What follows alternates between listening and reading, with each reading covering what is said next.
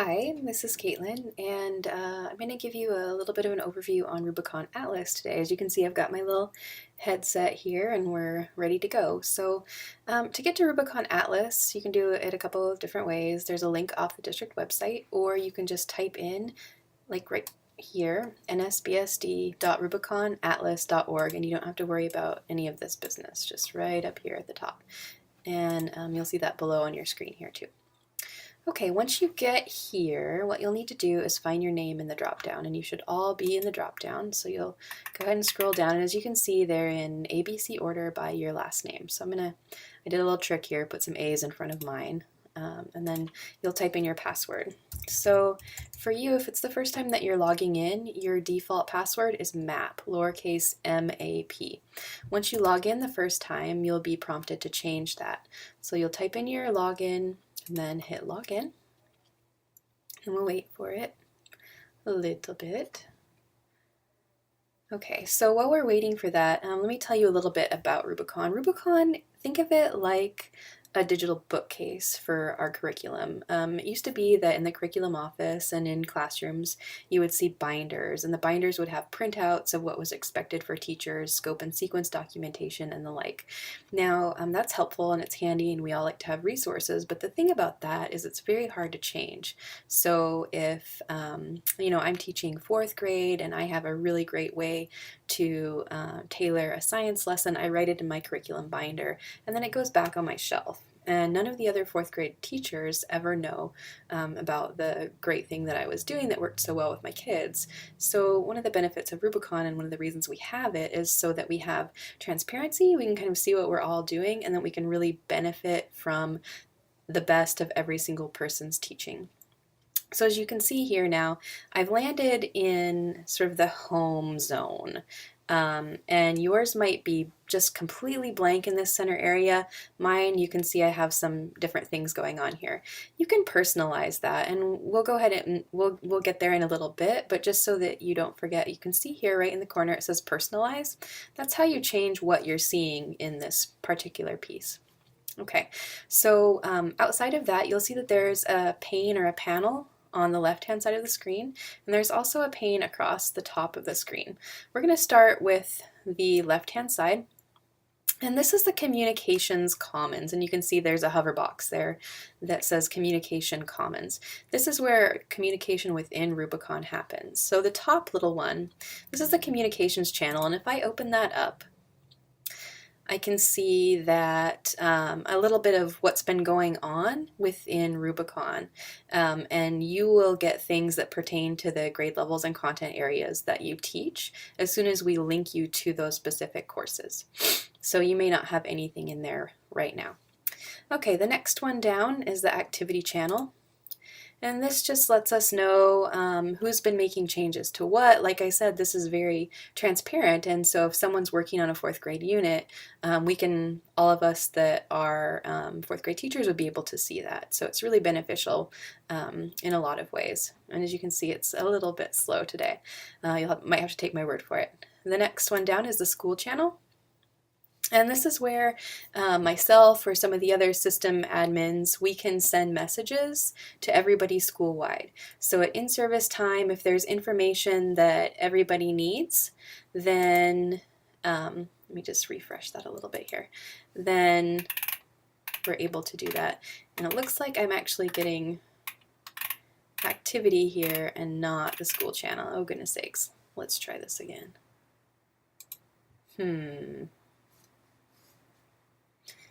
Okay, well, at any rate, during in-services, I may push a message out to everyone saying, don't forget about, here we go. Now we've actually jumped on over to school messages. So you can see that there's some sample reports that people have done. But if you look right here, it says unit naming reminder. So these are things that I send out during in-service that are just a little bit of a helpful hint. So you don't have to go back and search your email. You can look right here when we're doing curriculum work. So you'll be able to see those. Sometimes during in-services we have helplines if you need to call and talk to somebody in the curriculum department. So we put the number up for that. All right, so that is the school messages channel. Down below that is the Rubicon channel, and Rubicon is the name of the company who owns Rubicon Atlas, and they offer a lot of professional development, and this is their way of communicating that to you. So we don't have any influence of what happens in there, but if you love Rubicon and want to learn more about it, this is a good place for you to start. Okay, so then that takes care of the communications channel, and let's see, let's look at the top. Let's go back home. The little A with the ball and the swoopy swoop, as I like to call it, this is the home button, and this will always take you back to that center area. Now remember, yours is going to look slightly different than mine because I've customized mine or personalized it. So if we look across the top, you'll see that when I put my cursor over each of these, I get a little drop-down box. Usually you can just select the top box and that will take you to where you want to be. But I'll go through these with you anyway. So my atlas, you can select my atlas and push the main button there, and that will take you back to the same place. This is called your dashboard. So you can also select your dashboard. And then as we move further and further into the system and throughout the year, these other tabs will be more useful to you. All right, so the next is search, and search is if you want to search for a specific unit. So let's say you've heard about the star R units, and the star R units are units that have been vetted and reviewed, and that's why we make them star R. So if you want to search for those star R units, you can come and put star, let's see if I could type, this would be easier, star R, and I'm putting it in quotations so that we just search for that. We might pull up a couple that are random hits, or if they have an R in the coding for their standards, sometimes those will pop up too, but we're really looking for that star R in the title, so you might have to just skim through a little bit. Here we can refine that by grade and subject. We treat the entire district like one school, so you'll never have to select any school other than North Slope Borough School District. So you don't have to put that if you don't want to. Let's say I'm looking for maybe not a specific grade level, but I'm looking for math units. Okay. You want to select a unit map because we're looking for units, and then we go ahead and press search. Let me give it a second to cook here. Maybe.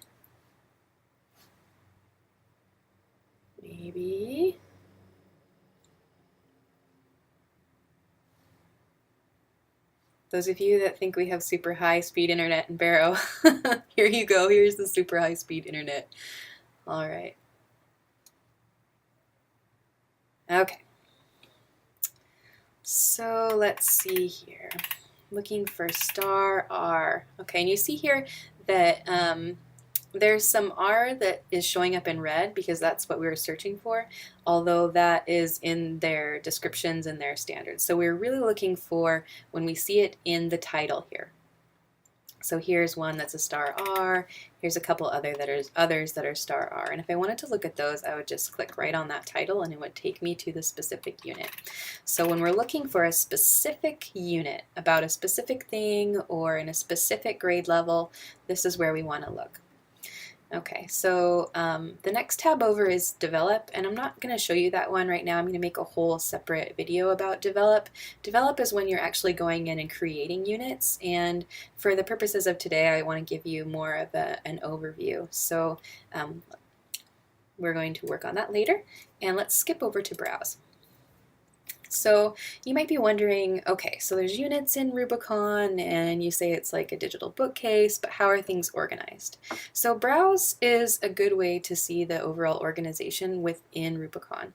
In Browse, everyone sees everything. And if you're ever in a face-to-face training with me, I will make you say that maybe 2 or 3 times because it's so important to know that in Browse, every single person who has access to Rubicon, so all of the district teachers and any consultants that we use to help us write curriculum, they all have access to see what's in Browse. So here you can see that we can look at the subject, we can look at courses, we can look at map types. And every single course that's taught in high school has a map. And then every grade level content area has a map. So you can see here that there are some high school courses, Algebra 1, Algebra 2, we also have band, biology, but there are also things like Science 4, Science 5, Language Arts 3, Language Arts 2. So for every single grade level and content area, there's a map. You can, again, use the filtering over here, and school type is our district. We don't need to choose a school, but we could if we wanted to. These ones where there's just one choice, we don't really have to select those.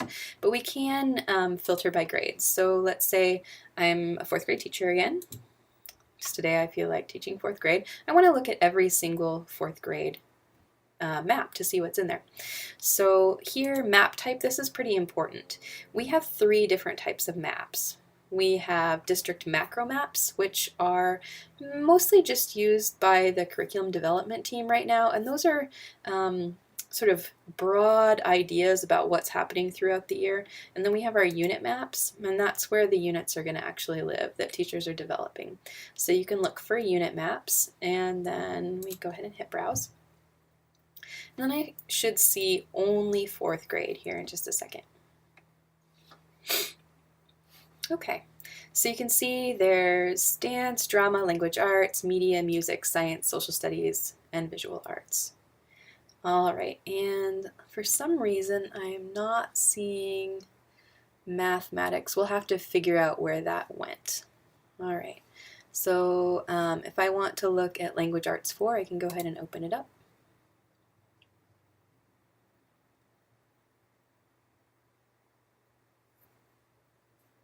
Give it a second to think. And this is going to automatically pop out into what's called a unit calendar. And you'll see why it's called a unit calendar when it comes up here in just a second.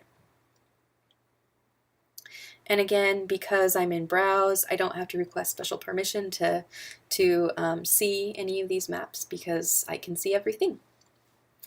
All right, so you can see here that we have lots going on. All right, so we've got some units, and you'll see they have different star titles after them. And what that does is it lets us know where they are in development. So if it's a star D, I know that someone is actively working on that.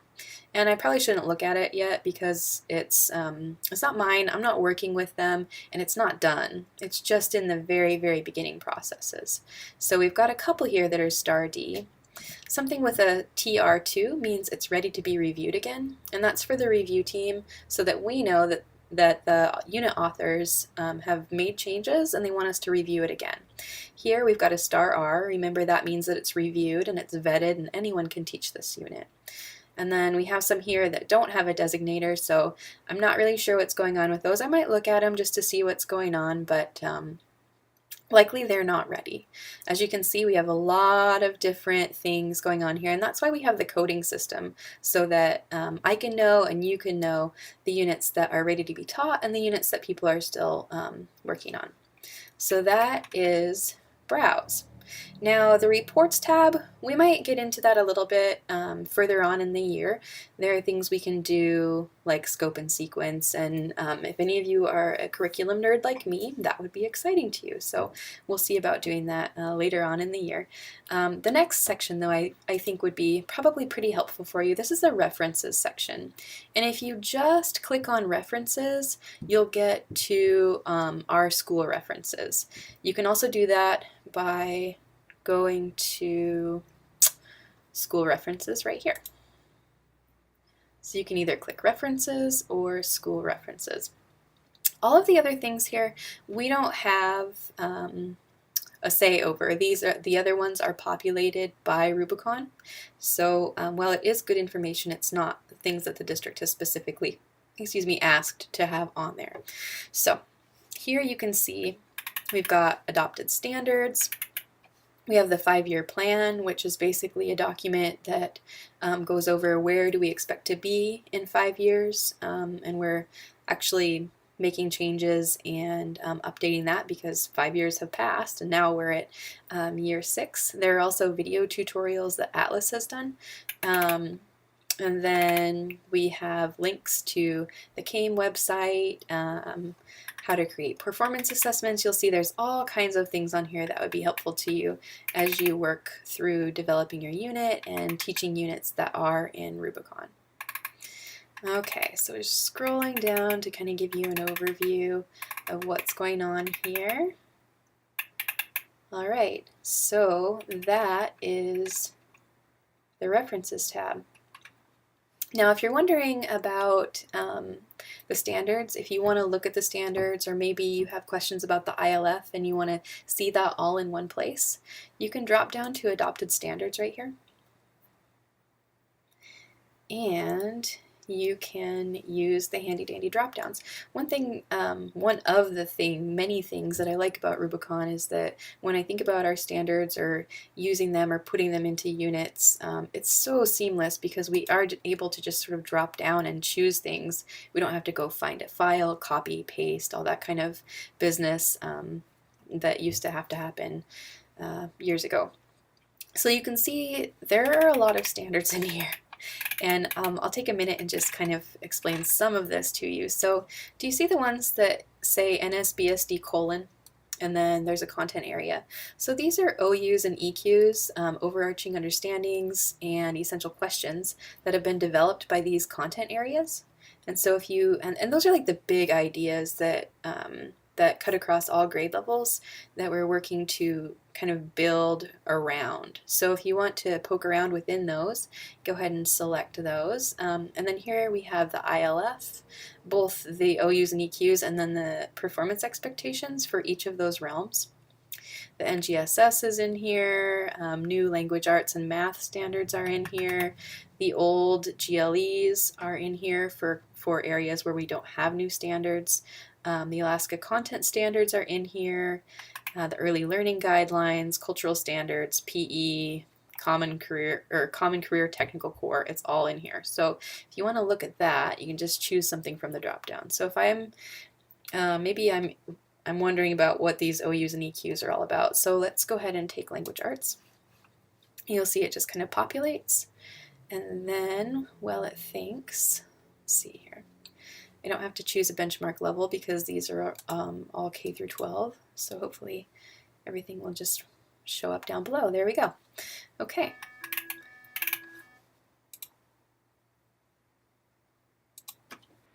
Okay, so here we go. Sorry about that. A little break, kind of phone call.